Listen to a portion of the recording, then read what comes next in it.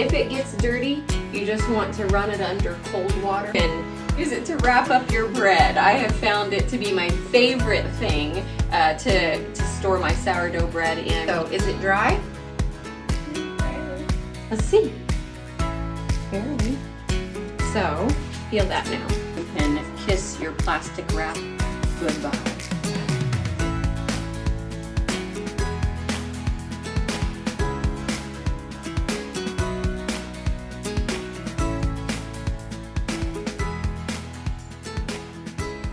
Centennial Roots Homestead. We are in the kitchen today with Sevenfold Farm. My sister Billy, she has recently been doing beeswax wraps, actually quite a while. And so today she's going to be showing me how to do these. It's very simple from what she tells me, and obviously something very reusable on the homestead where you can throw out all your plastic. So we're going to dive in and learn how to do these today. To be able to make beeswax wraps, the first ingredient that you need is going to be 100% cotton. Now, you can pick whatever size and shape and fabric that you want for the design, but it has to be 100% cotton because these are going to go in the oven, and we don't want to melt any of the synthetic material that might be in something that is not cotton. After you choose whatever size you want, you're going to wash and dry your cotton, and then you're going to take pinking shears and trim around the outside. Step number 2, 3 actual ingredients that are going to go on your cotton. It's going to be jojoba oil, pine rosin, and beeswax. You can get beeswax in a lot of different forms, but we decided to go with pellets because it melts faster. So what Kristen is going to walk you through is melting down and all of the measurements of these items. So we have a jar here that has been previously used, so I'm just going to tear that out, and then we are going to actually double our recipe, but the recipe that we list in the bottom will be what makes the 2 to 3. So we're going to use 2.5 ounces of beeswax. So 2.5 ounces. That is not very much. It's not. It goes a long way. One of the only caution really with these beeswax wraps is that you don't want to oversaturate your material after all of this is melted, and we'll go over that again as we start to paint on this mixture. All right, so 2.5 ounces of the beeswax, 2 tablespoons of the oil,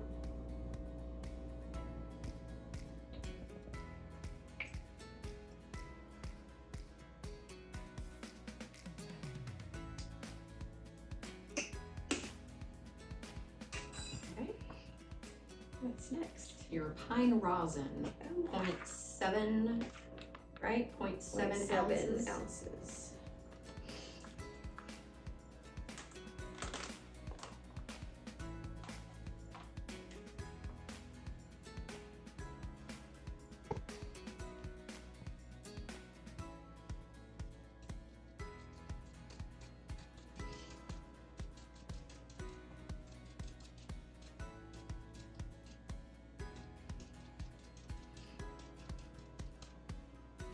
Very lightweight. It is. My goodness. It takes a lot of it seems like, to get there. Oh boy. Don't inhale that.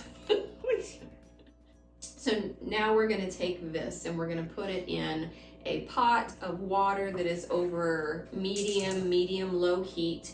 You just want your water to be up above the level of your ingredients, and that is going to get melted down till it's completely a liquid. It'll take about 20-25 minutes. Another way that you can melt it down is with a double boiler, but I prefer to just stick it in a pot of water, but to each their own.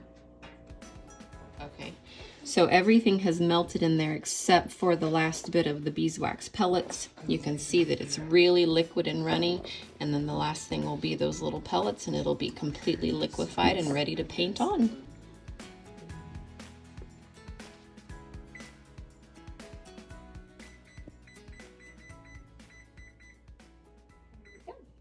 Bottom is preheating to 300. All right, so we have our ingredients melted here. We're gonna line our cookie sheet or baking sheet with parchment paper. Much easier for cleanup. You don't want to try to get that sticky mess off of your pan.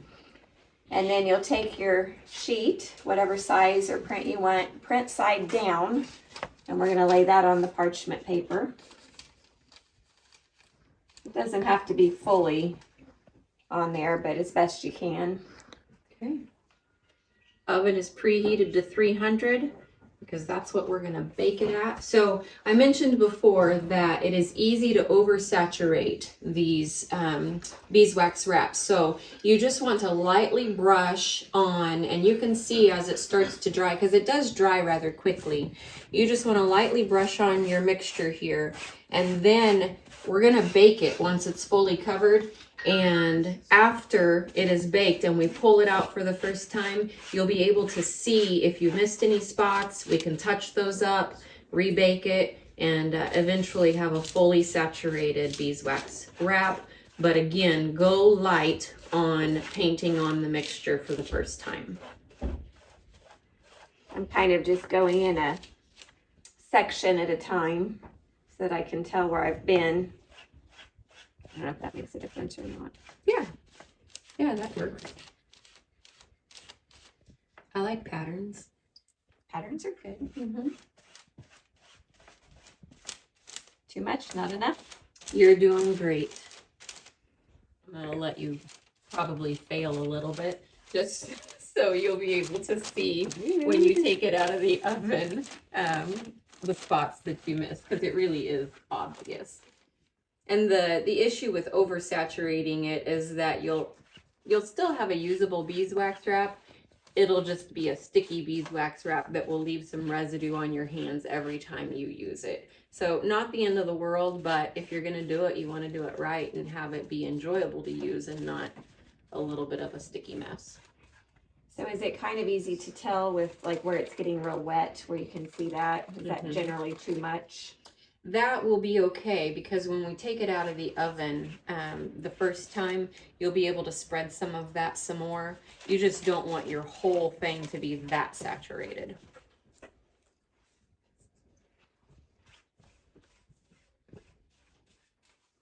I already see it drying. I don't know if the camera picks that up or not.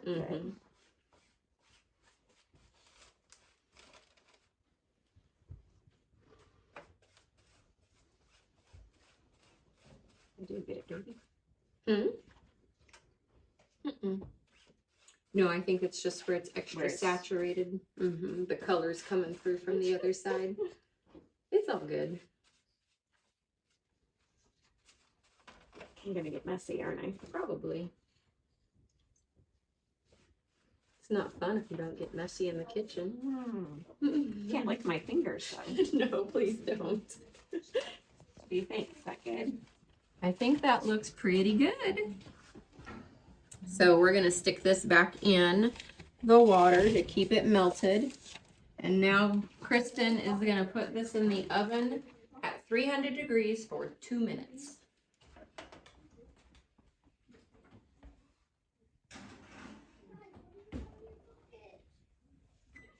So when your 2 minutes are up and you pull that out, you'll be able to see the difference in what's done and what's not done. And if you need to do any touch-ups, you can. But if it looks like it's fully saturated and you covered it good, while that's still wet, you'll lay the next one on top of it, and this will soak up any of the extra that you oversaturated on there. Okay. And then you can move on to this next one. Okay. Yeah. And you don't flip this one over and do the back side. No, that's the purpose of the baking, is that it helps it to soak all the way through, so that a majority of your beeswax is on this side, but then it also goes to the other side with a light coating of it as well. Okay. Yeah. Okay, 2 minutes is up.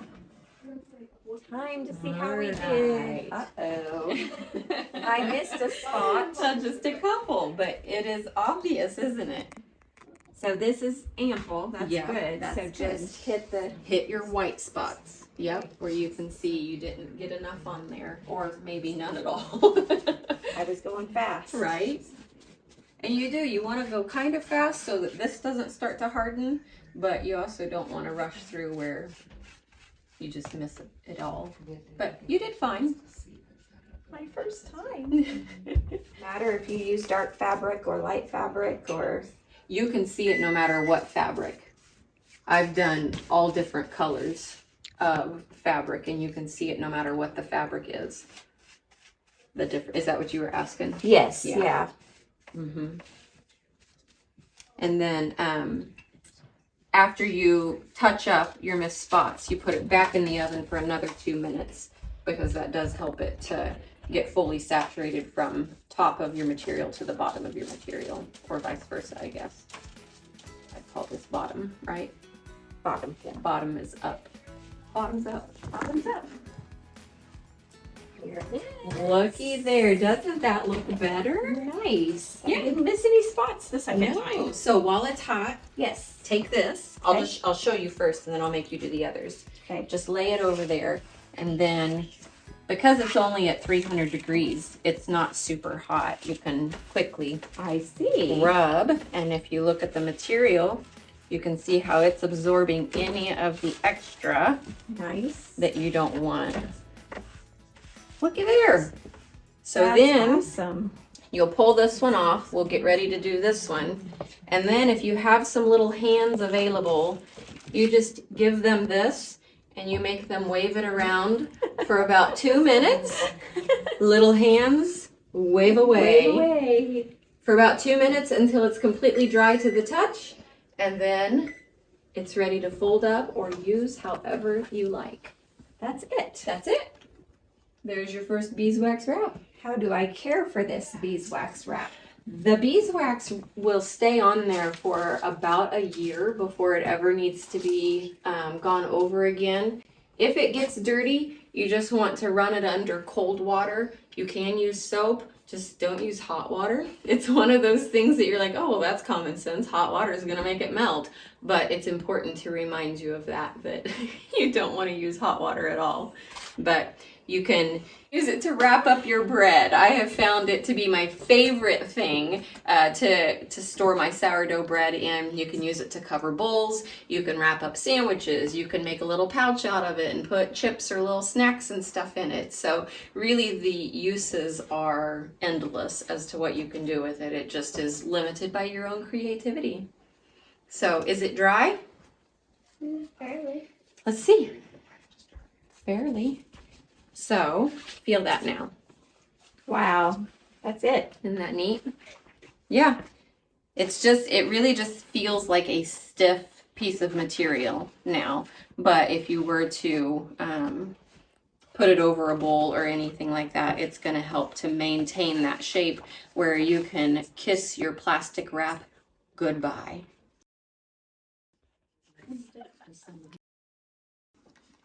That looks brand new. It may not be Right. as As it's seasoned. So it covers that nicely. If you find that you don't like the way that it is covering it and you want it to be a little stickier, you can do more of your mixture. Go with that one, see how that one does.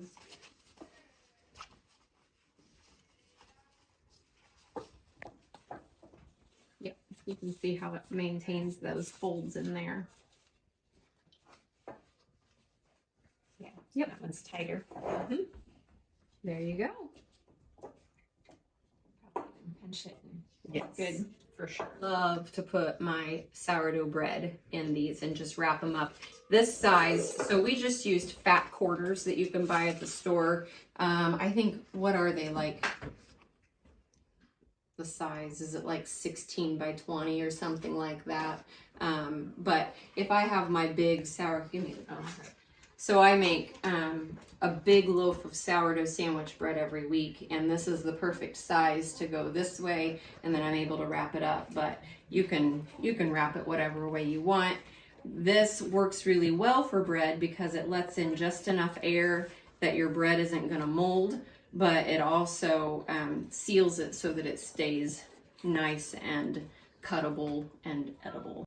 So after an afternoon of making beeswax wraps, we have finished up quite a few. We even did some little small ones that could cover up jars If you didn't have a lid or just wanted to put something real simple over the top of it, you can do that with those.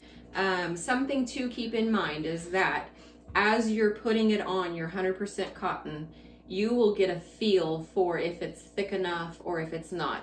I would give it 24 hours because the feel and the amount of stiffness in your material does change after 24 hours a little bit. So if you find that after 24 hours it's not as thick and not as moldable as what you would like for it to be, then go ahead and do another coat of the beeswax and the jojoba oil and the pine rosin. So after making them for the very first time, what do you think?